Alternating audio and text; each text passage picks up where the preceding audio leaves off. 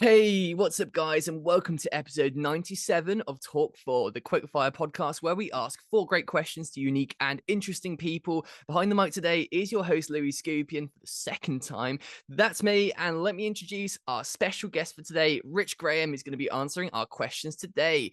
Rich, welcome aboard the Talk4 podcast, man. Just please say hi to the fine people listening and just kind of give us the 30 to 60-second rundown of just who you are and what do you get up to, and then we're going to shoot some good questions your way, man. Awesome, Louis. Thanks for having me. I appreciate it. My name's Rich Graham, a veteran Navy SEAL, and now I'm a firearms and tactical instructor, run a couple nonprofits, and yeah, just helping people with self-defense, fitness, and mentality. Brilliant stuff. Well, it looks like you've been keeping busy, and we all know the Navy SEALs to be some seriously bad mofo's, and had a couple on in the past. Maybe you know some of them. I had Eddie Penny on in the past, and Mark Devine. I know it's probably a pretty small world in Awesome. in your stuff. So do you know those lads? I know of both of them. I know Mark Devine from his fitness programs, and I know Eddie Penny just through social media. I haven't got a chance to meet him yet personally, though.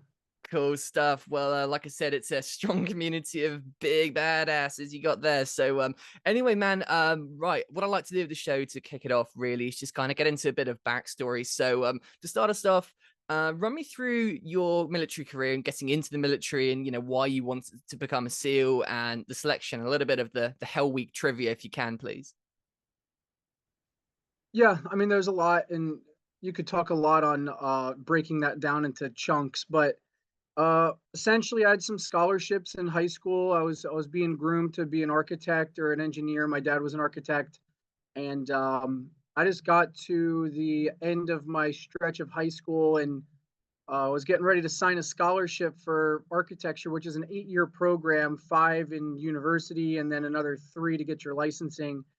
And I was just like, I don't, I can't go sit at a desk. Like I'm not ready to do that. I want to do something more. I was really big into sports and Thai boxing. And I just wanted something that was more of an adventure. I wanted a challenge. And I had heard about the SEAL teams. This is pre 9/11 when they didn't really have movies and books and all that stuff. So it was still very like mysterious. And basically, I was just up for the hardest challenge they had. I heard the SEAL teams were hunting drug dealers in South America with SEAL Team 4. I was like, how do I do that?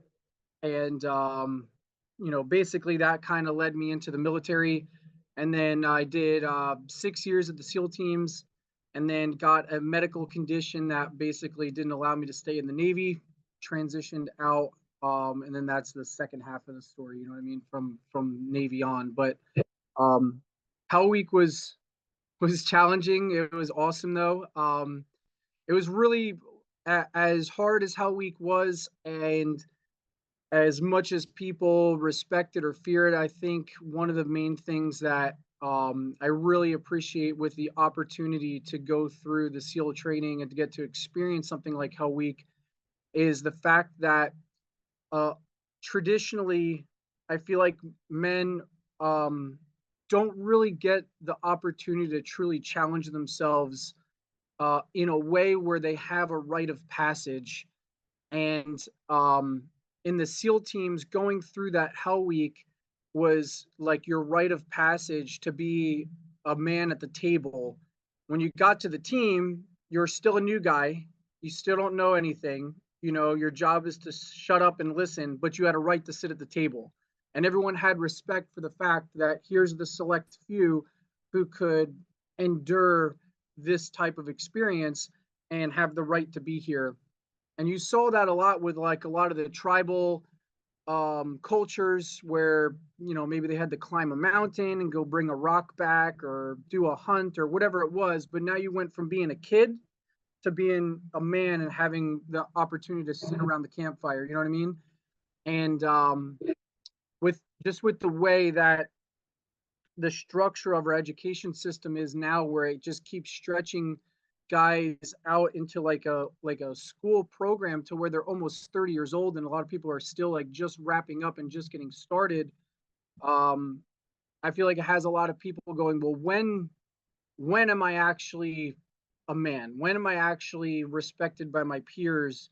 You know what I mean? And where's that definitive line where I've challenged myself? So, if there was one thing that I really took away from the Hell Week experience, was that leaving there and going, you know what? There's nothing that I can't do if I put my mind to it, and whatnot. So, but yeah, if you have like more specific questions, I'd love to dive into any of them. Oh yeah, man. I think let's start with so what teams did you go into then in the SEAL teams to start with? And what was your role there? Actually, I left the Navy SEAL out. I had Marcus Capone on too, so I know you obviously have different roles within the team. So what was your main Yeah, field of expertise?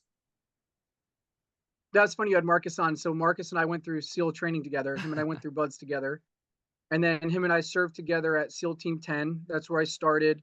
I did 2 deployment cycles with SEAL Team 10. Following that medical complication, I got transferred over to SEAL Delivery Vehicle Team 2. It's a mouthful, but that's like those mini subs. Yep. I don't know if you ever seen those, like for the ones who they basically attach on the back of the submarines, and they Yeah. do the sneaky squirrel stuff underwater. So I finished up over at SDV, and then transitioned out of the military. But yeah, that's funny. Marcus is an awesome dude. Yeah, no, he's a good guy, explosive breacher, you know, tough, tough mofo. So obviously, kind of, we know Navy SEALs. I mean, I know personally Navy SEALs, and I regard them obviously as like, you know, the tip of the spear, which obviously they are. Like, they are the best in the world. So they're renowned for their toughness, and obviously we know the stories of Hell Week. It is, as the name implies, it is hell. So obviously resilience and the ability to overcome serious mental and physical challenges is vital to become a Navy SEAL and get through all that. So what were some of like your go-tos and practices that kind of got you through Hell Week and made you a very, you know, effectively made you a great SEAL? Clearly those practices have also translated to the things you've done at home. A 3,000-mile bike ride, I mean, Jesus Christ, dude, I do a 10K run, and it's like my fill for the year of cardio. So yeah, guide me through some of the toughness bits.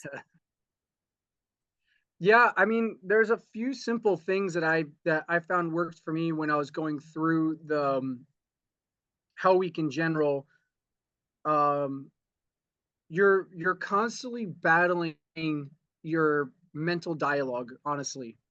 So any excuse will do, and you just need one little reason to convince yourself um, that it's not worth it, that you shouldn't do it, that this is stupid. Is this really what you wanted to do? These guys are a bunch of, idiots anyway. Like, why do you want to be here? You know, any excuse will do. So one of the things is really trying to stay in front of that and not let that negative self-talk grab you. And you have to be very careful of the people that you're listening to, because a lot of people, there's a saying, they actually have it carved in one of the logs out there, that like when you get in trouble, you have to pick up this big log. One of them is called Old Misery. And that's when you really screw up. You have this super, super thick log. It's really, really heavy. And on it, it says Old Misery. And then it has a little like slogan underneath it, like a little quote. It says, "Misery loves company." And when you screw up, you have to bring a couple guys with you and go do stuff with this big log. Um, but a lot of the guys, when they quit, they usually try to get someone to quit with them. And they want that justification that the decision they're making is right. And by having someone else come with them, it kind of justifies, like, yeah, look, see, I'm not the only one who thinks this way. So you have to be really careful on who you allow to speak into you while you're going through these really stressful times. Then the other thing I tried to do was break the day into little chunks. So I mean, there's some times where you miss a meal, but for the most part, the schedule is, we're going to do a lot of really hard stuff before breakfast. And then we're going to break for breakfast. And then you're going to do a bunch of really hard stuff. And at some point, you're going to eat lunch. You know what I mean? So it's like, there's nothing that they can do between now and breakfast that's going to make me quit.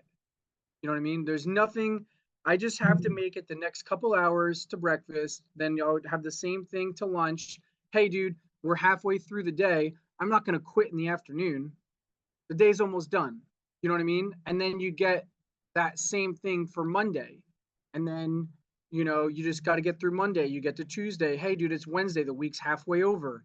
Thursday, dude, it's downhill from here. Friday, why would I quit on Friday? We're about to have 2 days break to get all our gear and recover because usually you have Saturday and Sunday off. So breaking it into like that, then you got your 1 week in. You know what I mean? So trying to take this giant thing of going, how am I supposed to do this for 6.5 months straight every single day? When you break it up, like mentally, that's too much to handle. So by breaking it into smaller bite size, short goals, for me, it was easier to process. And then the last thing that I did was all the stuff that was like really, really bad and guys would get like mad and frustrated and stressed out about. As stupid as this sounds, I would imagine myself on a reality TV show. And I'd be like, if I was sitting home watching this on a reality TV show, would I be laughing at this? Would this be funny? It's not funny for me right now because I'm in the middle of it and it really sucks. You know what I mean? But if I was watching it, would I be laughing? You know what I mean? And, I just, I'd say to some of the buddies who, when they're getting stressed out, I'm like, dude, this is just good story value. You know what I mean? Like one day this is going to make for a really good story. It's going to be funny. Like, well, let's not take this too seriously. There's certain things we need to take seriously.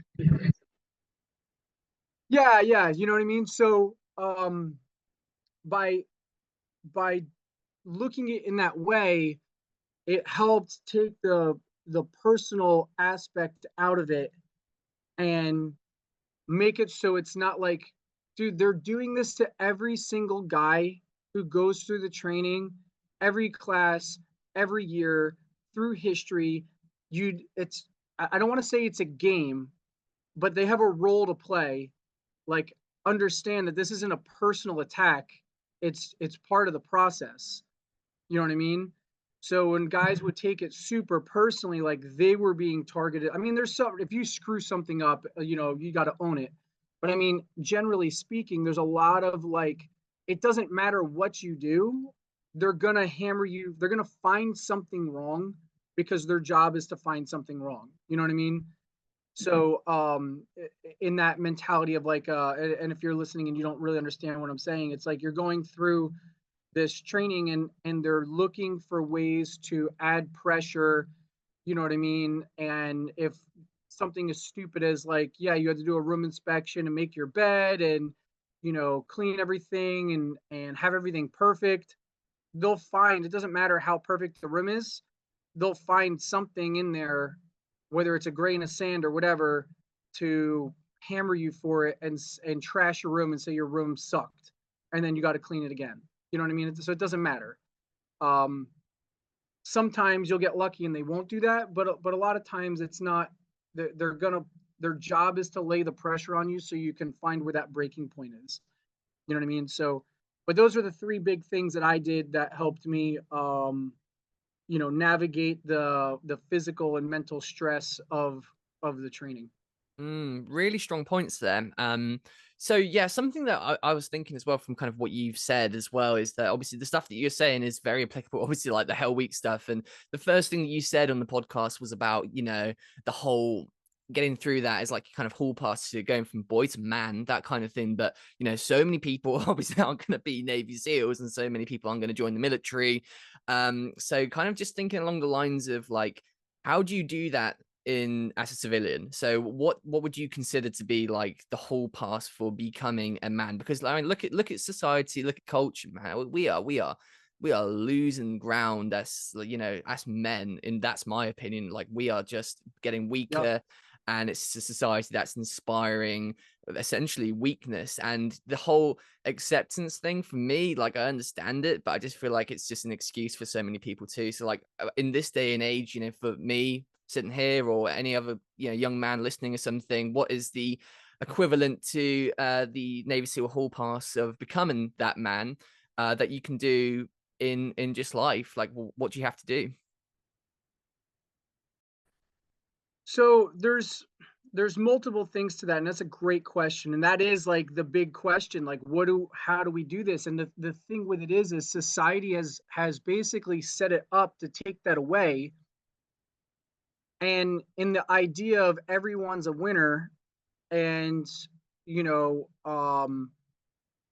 we're taking away adversities, trying to take away challenges for people and make everything so easy, and that everything's on an even playing field, it actually hurts the individual. It doesn't help. You know what I mean? Like they think it's helping. Well, maybe they don't, but I don't know what they're thinking. But if the idea was to help, it's not. And if the idea was to make people weak and dependent, it's working. Um, but I think there's a few things to where we have to try to understand, where do we build our identity from? What is it as a man that makes me feel like a man? And part of that might be, old school mindset thinking is like a man is to provide and protect. And part of that is hard when we spend so much time going to school learning education, but at the same time we're going into a schooling program that I don't know how it works necessarily in the UK, but here you'll have a lot of men who come out of college and go, man, I can't make enough money. I'm going to go back to school and get a master's degree so I can get a higher paying job. And then they don't get a job in that. And they're like, dude, I'm going to get a second master's, right? And now they're pushing 30 years old. They're still coming out of school. And all that's happened is at 30 years old, they have hundreds of thousands of dollars of debt, and they don't have life experience in the workforce yet, other than like small, busy jobs just to have some extra money while they're at school. So now you're like talking about like 30, like theoretically you should be married and be starting a family or whatever. But if if you can't provide for yourself, how are you supposed to provide for your wife or your kids? And it basically puts this on like pause. So it's hard for you to feel confident with women. It's hard for you to feel confident about yourself when you know the position you're in. You don't have any respect in the workforce. You got a college degree, but it's not paying the type of money you need, and you're not in a position to really take care of you. See what I'm saying? So like now you're at like 30, like back in our parents or grandparents time frame, dude, by 20 years old you were married and you had a couple kids usually. You know what I mean? And now we're looking at doing that at like taking on that responsibility in our late 30s or early 40s, and it's very hard for us to make that transition. There's no definitive line. And that, which is interesting because you mentioned that bike ride where we rode 3,000 plus miles. When I was getting out of the military, my buddy Sean, who I went to high school with, he had basically, I had got medically pushed out of the Navy while he was getting out of the Navy. We had both done just over 6 years, and I got together with him. And I remember we were sitting at like a bar restaurant, and he was just kind of like bummed out. He was just getting ready to go back to school to use. We have this thing called the GI Bill, which if you serve in the military, after so many years, you get money towards going to college. And there's a lot of people who join the U.S. military to get money for college. And we're just sitting there at the bar, and he's just like, dude, I just did 6 years, and I don't feel like I don't feel like really proud of myself. Like, I don't feel like a man. Like you got to do the SEAL thing, and people look up to you, and you got to challenge yourself, and you have this confidence. Like I just don't feel like I have that confidence. And I'm like, well, what are you thinking, man? I was just like asking open-ended questions just to have him talk. And he's like, I just feel like I need to do something to really test myself. Like I just need to prove to myself that that I have what it takes, that I can endure, this or that. And he looks at me, he's like, I don't know. I just need, like, even if it was something like, if I rode a bike across country, like if I rode a bike across country, would you come with me? And I'm like, yeah, man, let's go ride a bike across country. And he's like, no, dude, come on, man. Don't be joking with me. Like, I'm serious. Like, I got to do something to prove to myself, like I got to earn my own respect. And I'm like, dude, if riding a bike across country is going to help you springboard, like I'll go ride a bike with you across country. I don't care. I don't have anything going on. And it's funny because it was my other buddy, James, who was sitting next to me. And I'm like, hey, James, what do you got going on this summer? You want to go ride a bike across country? He's like, if you guys are going, I'll go, sure. So I'm like, all right, Sean, so it's in. We're going to go ride a bike across country. and he's like, you know, he thought we were like being sarcastic. And then I just said to him, I was like, well, if you want to make this bigger than yourself and you want to add value to it so it's not something selfish, let's do it as a fundraiser. Let's raise money and let's go impact some people while you do this. So now not only are you going to ride across country, but now you have purpose. Like, we need to put purpose behind the action. You know what I mean? We need to have accountability behind the action. You need to have someone who's going to be relying on you to win. You know what I mean? And for us, that's what we did. And it was a huge milestone for Sean. It was a huge milestone for James and I as well. Now, I'm not saying riding your bike across the country is the trick, right? But there's something to be said coming off of that. He basically had like a mental shift, and since then he's become really successful in business, and he's got an awesome real estate company. He's married. He's got a couple kids. He's kicking butt out and in the Seattle area, you know. And again, it's not the bike ride. It's not about the bike ride. It's about building that confidence in yourself that if I put my mind to something, I can achieve it, right? And it needs to be physically demanding, mentally demanding, have responsibility and accountability. And at the end, if someone else benefits from your actions other than yourself, you know, that's a huge aspect of it. And that's one of the things that's missing for a lot of us, when we're doing everything for ourselves, right? Because it supports like a narcissistic kind of selfish mentality. Now, if you're in the military or you're a first responder or something like that, like a lot of times in the military, our actions, if I screw up, someone else gets hurt. It's usually not me. You know what I mean? So there's this responsibility put on you that it's about the people around you. But in a corporate workforce, like, you don't really encounter that all that often. So in this case, you know, if people aren't having children or families earlier on, everything you're doing, even when you're going to work and making money, it's all self-serving. It's not, you're not having accountability and responsibility for other people. You know what I mean? So that's why in this case, I was saying to him, we should do something like a fundraiser so we can have that accountability and serve someone other than ourselves by doing it. Really, really good advice there, mate. I totally agree with you 100%. And yeah, that's interesting. So I think, yeah, like you said, find something that's so challenging that you're going to have to dig in and find something inside of you that's going to take you to that gray area that goes beyond what you're kind of capable of physically, and then it goes into like, right, mental rock solid toughness and stuff. So I agree. I think that's a really good way of finding something like that. And if you can attach it to something like a charity or something charitable, it makes great sense. But so what I'm thinking now is that obviously that's how you kind of earn that, like you said, you earn that respect for yourself, right? And it's funny because I'm wearing my Luminox watch right now. I realized that about 20 seconds ago it's the Navy SEAL one. That's, you know, only his day was yesterday, so that's a cool little thing that's just come up in my head. But you know, in the SEALs, I've heard you guys, you know, correct me if I'm wrong, I've heard you guys talking a lot about kind of earning the Trident and earning that Trident daily. So if you're someone who has gone and done a 3,000-mile bike ride or some marathon or some, you know, Ironman, or I don't know, whatever that challenge is, once you've earned that respect, how do you keep it? I mean, you have to earn it again daily. I think they say in the SEALs you have to earn the Trident daily. So, you know, attacking, kind of maintaining that manliness and that manhood that you get from achieving something like that or accomplishing it, how do you then go about maintaining that on a daily basis? Yeah, it's a great question. So I earned my Trident back in 2001, right? Over 20 years ago now. So when we're talking about me getting the Trident, it's like, dude, that was 20 years ago. You know, what are you doing now? Cool story, dude. You know, what's your current credibility?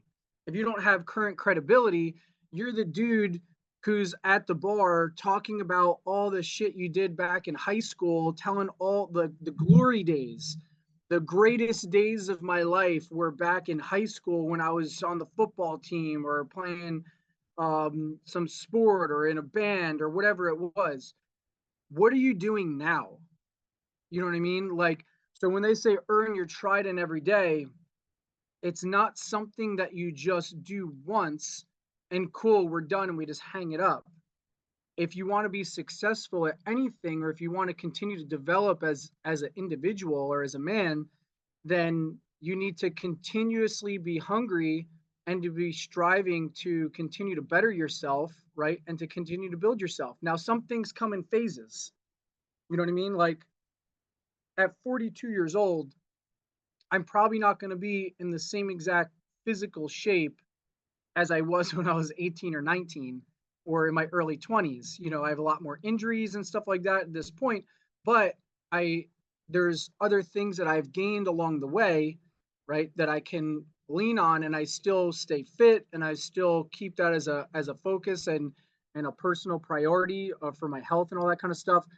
But at the same time, I just don't let myself go and ride on the fact of old credibility or things that I used to do, right? So my greatest story should be in my future, not in my past, kind of thing. You know what I mean? Yeah. And Yeah. for to just weigh on the past, then then people become they're interested at first, but then they quickly realize there's nothing else here. This is just surface level.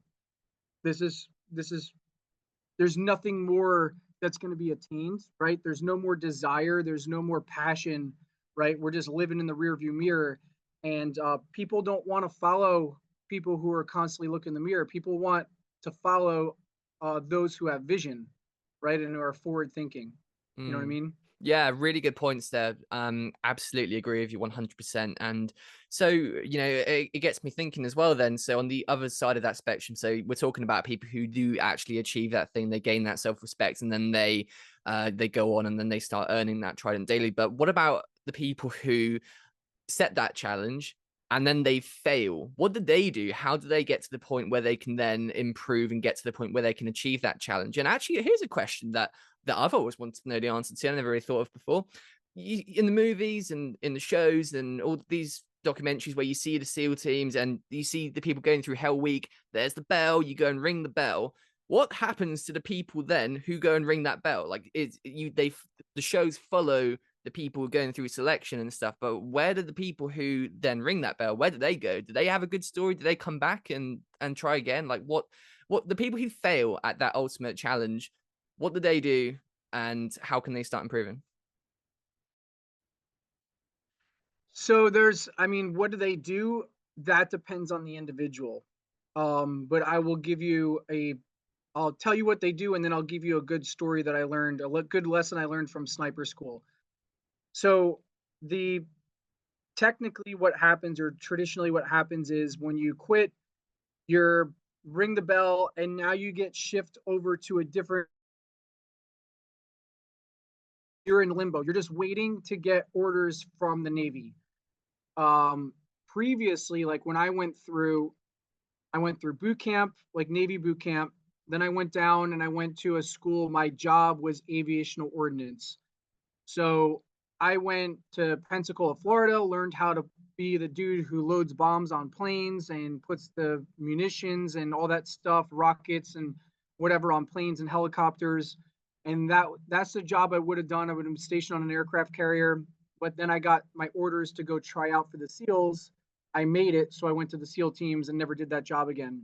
Had I gotten hurt or quit or whatever, I would have got sent back to the fleet and went and continued on in the Navy as an aviation ordnanceman. Now it's a little bit different. Since then, they've made the SEALs its own rating. So the SEAL operator at SO is now actually a technical job, where before it was a specialty thing. Now it's an actual recognized job by the Navy.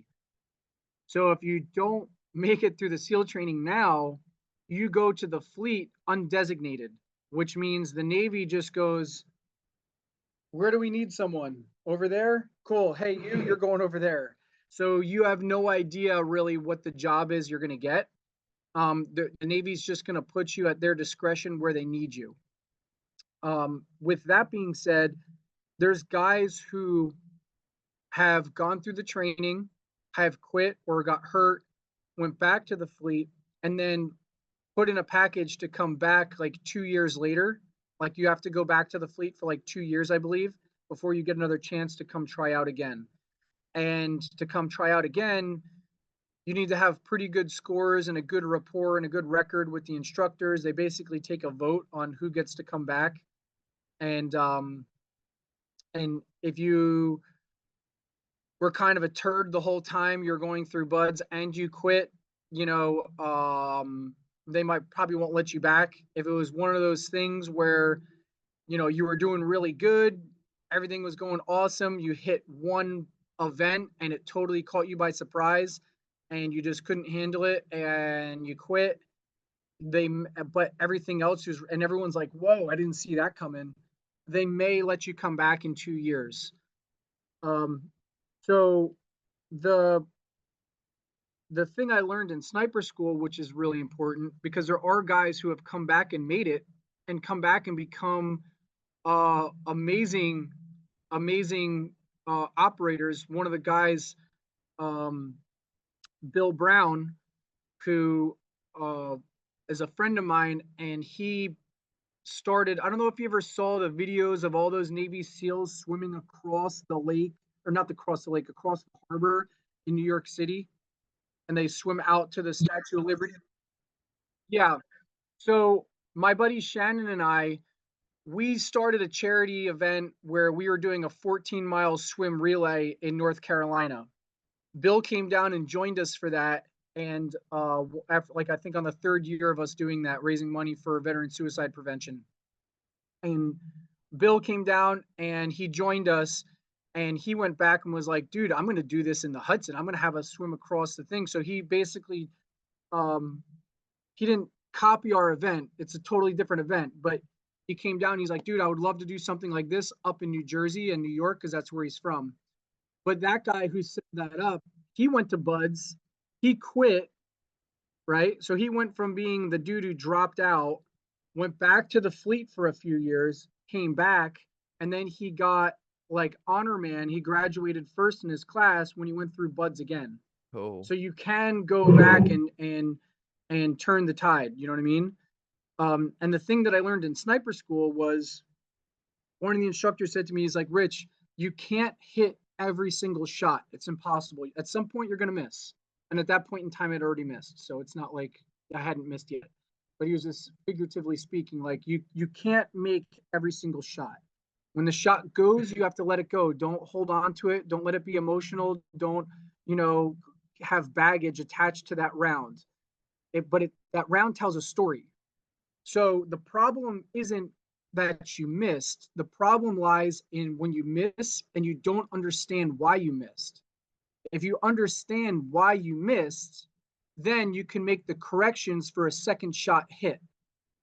When you don't understand why you missed, then you get frustrated and you just start doing stuff to do stuff, and you just start sending more rounds down range, and you have no idea what they're doing or where they're going, right? And you're just doing it emotionally out of frustration, where those who pay attention and those who actually understand what they're doing, right? When we fall short, when we screw something up, if we can look at it, analyze it, and not take offense to it, not be emotionally attached to it, but look at it and just own it and go, hey, look, I did this, this, and this, and that's the result I got. I'm going to change my strategy. I see why, and I see what happened. I understand why. But now if I do this, this, and this on the next go around, it should correct the problem. You know what I mean? So those who are willing to make those corrections and take responsibility for their actions, you know what I mean, they can turn the tide around, and they can still succeed even through failure. It's those who harbor it, avoid it, try to blame others for it, don't accept it. You know what I mean? They'll find themselves in a vicious cycle of this repeating over and over again, just in different areas of their life, because they're sabotaging themselves. Yeah, so true. Absolutely, 100%. I agree. It's one of those things. Events like that, they either tear you up or they either tear you down or they build you up. You can, it's a choice, and it all comes down to that mentality. And in some ways, if maybe you just weren't ready at that time, you had to go through that failure to then get to the next level so that you can then succeed. But I think you got it all there. You touched on all the points. I think there's some really good advice in all of that. One thing I do want to ask though is interesting that you got to spend time over in Pensacola. I imagine you had a few Blue Angels flying over you all the time there, and I'm thinking of heading over there in May, hopefully, to do a lot of project with them. So all I have to ask you then is Naval Air Station Pensacola. How do I dress? Is the weather good? Yeah, in May it should be warm. It's really nice. You're in the Gulf. Surprisingly, the winter time it does get kind of chilly there in the winter. Which I was there in December and January time frame, and I thought like the only time I had been to Florida was like down by Boca Raton, which is down by like Miami. Yeah, I've been there. So I'm coming there thinking like, all right, dude, shorts and t-shirts, and I get there and the weather every day is like in the 40s and 50s, but it's really like humid. So it's just like wet and cold, kind of like how it is over where you are. And it totally caught me by surprise. And I was like, dude, this is bullshit. I thought this was supposed to be Florida. But May is actually a great time to be there. It's not super hot yet. It'll probably be, well, in comparison to where you're coming from, it's going to be hot, but not like blistering hot. So May is a great time of year to be there. Probably like Wicked. 80s, 70s, and 80s. Glad to hear it, man. That's music to my ears. And winter time over here in the UK. Yeah, well, I could do a bit of sun right now, my man. But anyway, so back on track then. So telling us a little bit about then. So obviously, like you mentioned, you got pushed out of the teams due to medical reasons. So how did your kind of career progress from there? What happened, and was it a tough transition out? And how did you kind of get into the whole teaching thing and the charity work you're doing now? Then towards the end, we'll touch on to what that is exactly.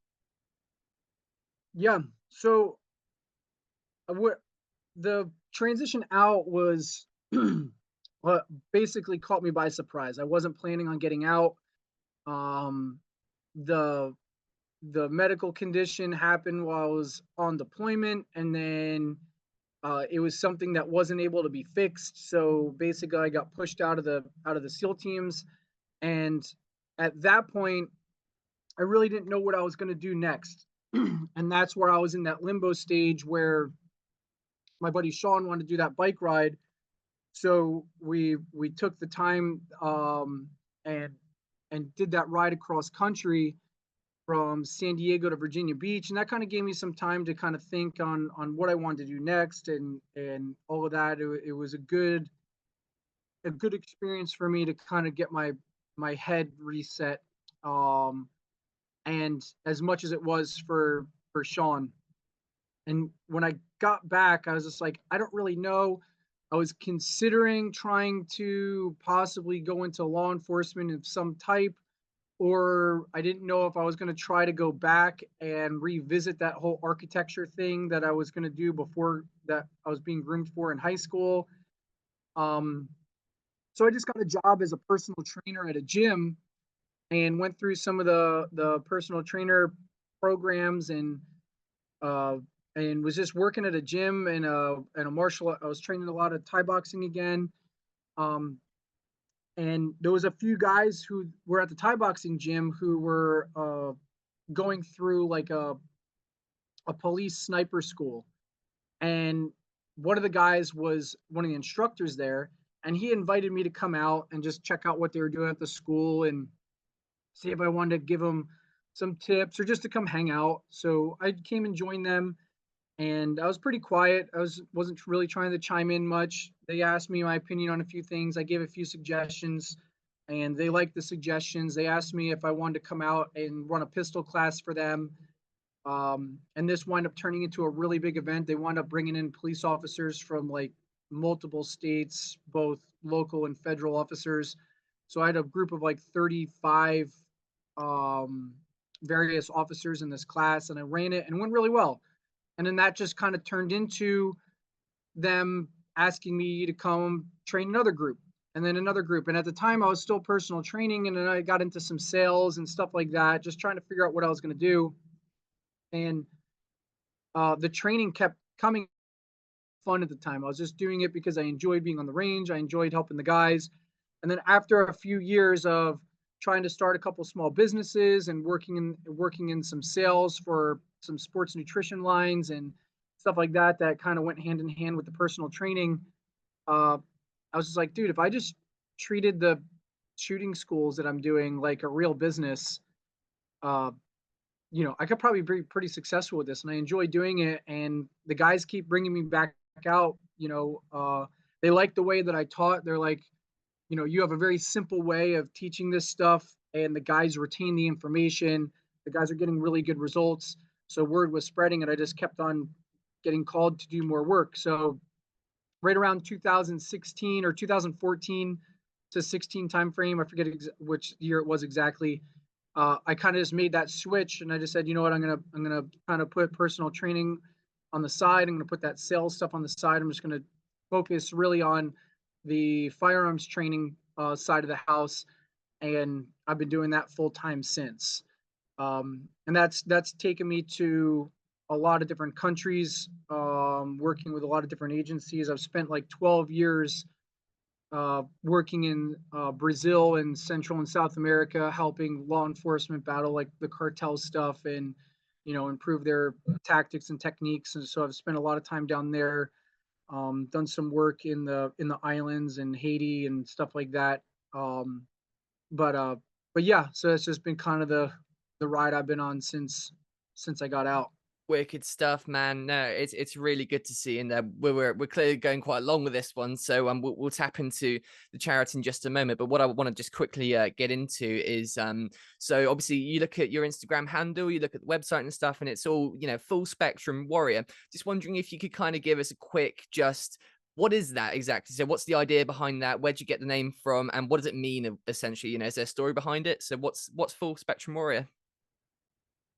Yeah, so full spectrum wear is basically my training philosophy. And when I was doing the original company, like I said, I was personal training at first. So my company originally was Trident Fitness. Then we started doing a lot of fitness and firearms stuff because the police started bringing this out, and the police were like, "Hey, dude, we can't be writing on the invoices Trident Fitness and pass it up the line. Like, it needs to have something else to it so we can tie it so it makes sense when we do our invoices." So I was like, "All right, Trident Fitness Tactical." And they're like, "Okay, cool, that works." So the company was Trident Fitness Tactical, or TriTac, for a while. And but the slogan was, or the mindset behind it was, building you as a full spectrum warrior. And I later on I found out that was a video game. I had no idea there was a video game because I don't play games. Um, later on, when I was going for like trademarks and stuff like that, I found out there's a video. I'm like, dude, there's a video game. And then so it has nothing to do with that. I didn't realize that was there. But essentially what it is a lot of guys were coming to me. They want to be hardcore, top level Navy SEAL shooters and all this kind of stuff. And it's like, I get it. We all want to be at the final stage, on day one, but we have to kind of reverse engineer this a little bit. If you want to be a really good shooter and you want to be able to protect your home, be an assaulter or whatever, like, you want to be good with the gun, right? Well, first you have to have like a warrior mentality, and you have to be a good fighter in general. And there's a lot of, when I was working with these police officers, there was a lot of guys who, couldn't get on the ground and stand back up, keeping both hands on the weapon or whatever, with all their gear on. And they had bad knees, they had bad backs, some of them were just not in shape at all. And I'm like, dude, you're not in a position to be a war fighter, right? You're not in a position to take on these bad guys, these criminals, right? Like, you need to work on the foundation. You know what I mean? You guys are bringing me here to teach you how to shoot, which is cool, and I can do that. But you got to get the rest of this, like the bigger picture needs to be, fine tuned a little bit. So if you want to be a good shooter, like a tactical shooter, right, then you need to be a fighter first. The gun is an extension, the gun is an accessory to you as an individual. So can you fight? And then, okay, well, you're out of shape. you're not strong. How effective can you fight if you're not athletic, if you're not fit? How fit can you be if your diet sucks and your life choices suck, right? Why do your diet and your life choices suck? They suck because you have bad decision making process. You have bad priorities. Like, you're not taking certain things seriously. Why aren't you taking those things seriously? Because you're not owning your choices. You're not taking responsibility. You know what I mean? And now we start reverse engineering this, and we put together this process of laying out the information. I'm in the final stages of a book I'm writing called The Full Spectrum Warrior Lifestyle, which kind of like outlines all this. It's a personal growth book, and it's like a self-reflection book. But basically, the Full Spectrum Warrior is just looking at how do we build ourselves in the most important areas of our lives to help us be the most effective. And it really comes down to our mindset, our decision-making process, our outlook on things. And then the physical stuff is a byproduct of what we're thinking. You know what I mean? So that's kind of like a quick overall down and dirty of what the Full Spectrum Warrior kind of means to me. Absolutely, yeah. I mean, that is the culture that we're in, isn't it? We want the accolade and we want that title, but we don't want to put in the work. It's like in my days of professional tennis, I remember a good bit of advice that came from a fantastic coach who worked with top professional athletes, you know, the best in the world tennis players, and he said that these guys, they would get to a certain level, and in tennis we have tournament levels, so obviously it gets harder, 25k, 50k, 100k, then you get into the grand slams, and eventually you get to Wimbledon and US Open and stuff. And he said, you know, some of these players like Andy Murray, who's, you know, our guy from the UK, he would go to these tournaments sometimes, and he would, you know, skip a level in a way. So he'd go from one level and then he'd miss like a level of a tournament. He'd go to something a bit too much almost, and he might even do well in that tournament. But the important thing is that they would always go back and they wouldn't skip levels in it. So they would go back and they would go to that stage because it's vital to go through those stages for the overall growth. So, you know, if you start skipping levels and you go too far ahead, even if you get lucky or you find some success in it, you're eventually going to hit that roadblock. It's so important to go up that ladder, going through those levels and getting to that stage where you are then, you know, accomplishing it, because everyone would do it if they could. I mean, ex-Navy SEAL, it's a great title. It commands respect and everyone would want that title, but it wouldn't be special if you didn't have to go through that process and that hell week and that lifestyle to get there. That's why it commands so much respect. It's a bit like the whole, you know, I spoke about this a bit recently with another guy, but like art, you look at the artwork made in the old days by these professional painters and the legends. They're worth so much because it's so creative, and it's an impression from someone's brain and vision and talent. Now you have like the whole AI thing, AI generated stuff, and it just depletes that value on what it is, right? So you've got to have those levels and those stages and go through all of that to get to the thing, because it is so valuable, because you have to do that to make it work, right? Yeah, for sure. And even to just expand on your thought, because I totally agree with what you're saying. To expand on your thought, even if we're looking at that tennis player, um, what is it we all see on TV or from the stands, what they're doing on the tennis court? But to compete at that level, there's a whole bunch of things those professional athletes are having to do off the court, right? To make it so that they can even walk on the court in the first place. You know what I mean? And that's where the details come into, well, what are all the other nuance? And that really goes back into what we opened up the conversation with about polishing or earning your Trident every day. What are you doing every day? What are the little things that you're doing every day to make it to where that you get to keep that, or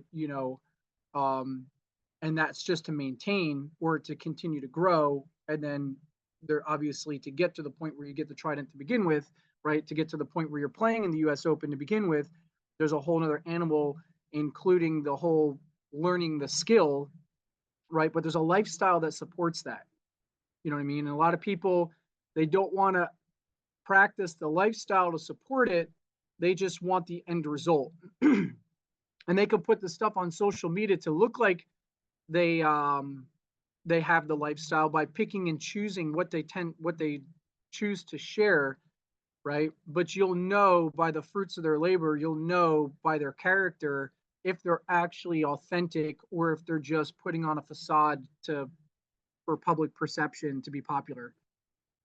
Absolutely, man. Yeah, couldn't have said it better myself. And right, well, quickly, last thing I want to just cover quickly then is tell me about HomeFront K9. So, us guys, we look at nice pictures of cute dogs and stuff, and we think, man's best friend, super cute and everything. But obviously, some of these pups, man, they are killing freaking machines. So just tell us a little bit about the mission there and how that all kind of came about and stuff. Yeah, for sure. So we're doing the charity stuff. Like we mentioned, we've been doing some things with different organizations for veteran suicide prevention. And then I was doing, in addition to the firearms work, I've been doing a lot of dog work since I've been out of the military. And for a few years there, I was doing quite a bit of that. It was almost probably 40% of what I was doing was dog work, and the other 60 was the firearm stuff. And through that process, we had started realizing like, hey, these service dogs really help guys with, PTSD and guys who are coming out of the military and, have trouble communicating and but the dog tends to open up this area of vulnerability, or guys will show affection and love to this animal in a unique way that they might not do with other people. So for the to kind of make a long story short, through HomeFront K9, what we started to do was uh, train up service dogs and family home protection dogs for active duty special forces families. One of the things that we would do is we come in and we train with the individual alongside of his family. And when these guys are coming back from all these deployment cycles and we're doing the dog training, it's very hard to BS your way through your ability to communicate when you're working with the dog. The, I can look at a dog and many times know what's happening in the dynamic of the home, right? Overall, generally speaking, based on the things that the dog are doing or the issues that someone reports to me that the dog are doing. You know what I mean? So if you have a dog that never was chewing on furniture or pillows or all that kind of stuff, right? And then all of a sudden the dog's been good and now it's starting to like tear up the furniture and do these behaviors that you don't like. It's like, well, what's your communication with your wife? No, it's good. It's, so you guys aren't fighting or whatever.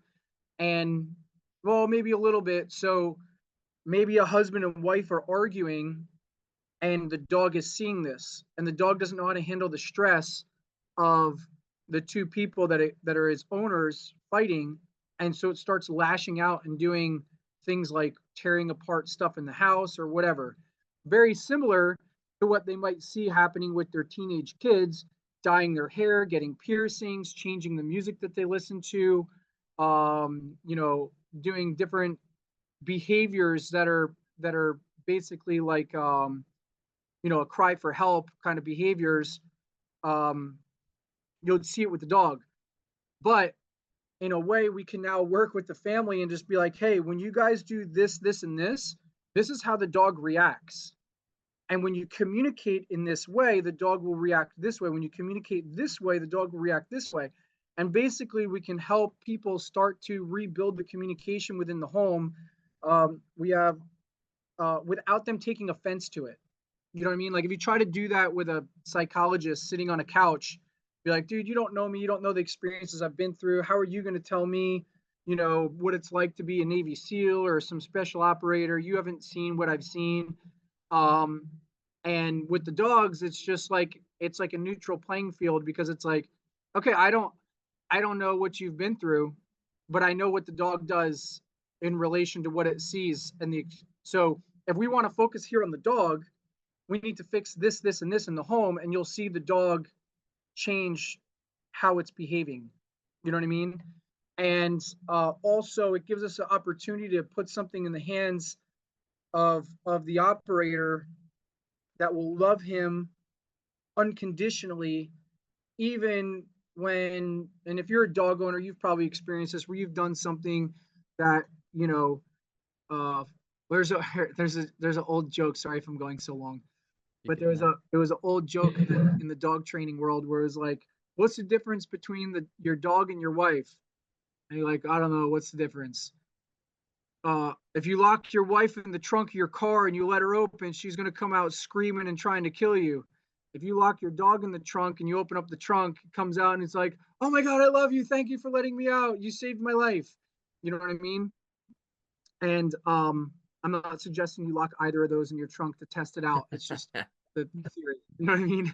But with that being said, the dog gives us unconditional love even when we do certain things or we have shortcomings or there's times where we don't deserve the love that the dog unconditionally gives us, right?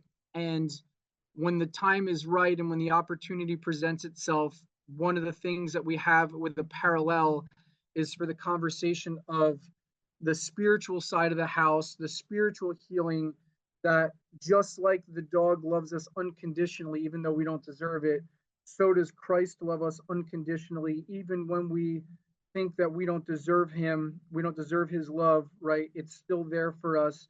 And it's, again, one of these parallels that we can make uh, with the appropriate people and the appropriate timing, to basically share that other side of the house too. So we're not just helping people with a pet or a service animal, we're helping them with spiritually. We're trying to help rebuild and restore their families in a spiritual sense. Awesome stuff, Rich. And hey, I've got like the best little plug for you ever. Then, so about where are we at now? We're at 5:26. So yeah, about an hour and a little bit ago, I had Craig Harrison on the show. And you may have heard of him through your sniper training and stuff, but he was the world record holder for the longest sniper kill for, I think it was 4 years until 2017. Then it was beat. And he was giving us Yeah, his story, and he suffered horribly with PTSD and had a variety of issues and then death threats and a lot of it. But he actually said that when he got his dog, that helped him find something within him, which was beautiful to hear. And he said it made a massive difference. So I mean, yeah, long story short, about an hour ago, got the best testimonial feed for that, for the listeners. yeah. So yeah, No, go donate. I learned so much about myself working with the dogs. And working with the dogs, there's a lot of things that I learned about myself that I was like, dude, I am ugly. I am a piece of shit. You know what I mean? Like, things would come out of me. I'd get frustrated. I'd get mad at the dog doing dumb stuff or doing something that I didn't want it to do, destroying something. And it brought out a really ugly side of me and exposed it. And it was one of those things where it's like, I can go hide from this and pretend like it's not there, or I can handle it. You know what I mean? And then it brought out a lot of really good things about my personality, and it showed me good things as well. So there's a lot of lessons that just having the responsibility and having that relationship with the dog, like I was saying, you can't fake it. You can only fake it for so long. You know what I mean? And it's a really humbling and honest experience. Uh, and that's why we kind of chose to to work with them and to support these families. And we've been doing it now for, I don't know, coming up on probably close to 10 years. Um, and we've impacted a bunch of families, and they've had really good results with the families that they've gone to. That's amazing. I'm so glad to hear that, man, for sure. I think that's a great place to add in a little shameless plug then. So obviously that's the 4 questions done for today. Shameless plug time. So Rich, feel free to, in fact, and not frinnet, feel free to take a minute and just promote the charity, the foundation, social media, the website if anyone wants to go learn how to shoot and stuff. Just have your shameless Yeah, plug minute and send my people where you want. cool. So since we're on the topic of the dog charity, the website is HomeFront K9 Project. just the words the letter K9. So the website's homefrontk9.org. And then that charity, I make my money doing the firearms training and all the tactical training, and the other guys who are on the board of director, they have their own businesses and all that kind of stuff. So the charity, we don't make a salary off the charity. The charity is not our business, right? The charity is just a charity, right? So when you support that, you're supporting the families. You're not supporting my personal income. We just volunteer our time for that because we believe in the mission. The website for our tactical training is fullspectrumwarriors.com. And we run some open group classes. We do a lot of private training experience as well. So if you ever want to come out here, learn to shoot, we have a private ranch out in the middle of the Ocala National Forest here in Florida with over 100 acres. There's a cabin on site. We have all the stuff. You can just come show up, stay on the property, do an immense training or immersion, in whatever the topic is you want to do, whether it's precision rifle or, home protection or just the fundamentals or the basics. You let us know. We can build a customizable training program specifically for your needs. Wow, that is insane. Sounds so cool. And yeah, I love my little trips over to the States, and maybe one day we'll get to meet up and you can show me how to shoot, because tell you what, man, there ain't much to do out here in the UK. It's tough to get your hands on anything, and I'd love to learn. But yeah, Rich, thank you so much for joining me today for the Talk4 podcast, especially on New Year's Eve. So just want to say absolute pleasure to have had you on, and Happy New Year, man, and to the family. Yeah, Happy New Year. Thank you. I appreciate the time to have me on. Awesome. And thank you guys for listening. This has been episode 97. And if you'd like to listen to the past episodes, go and have a look at our channel. And if you'd like to listen in for the future ones too, make sure to hit that subscribe button and spread some love by leaving a like and a comment. Signing off for now. Fights on, and see you next time. Good night.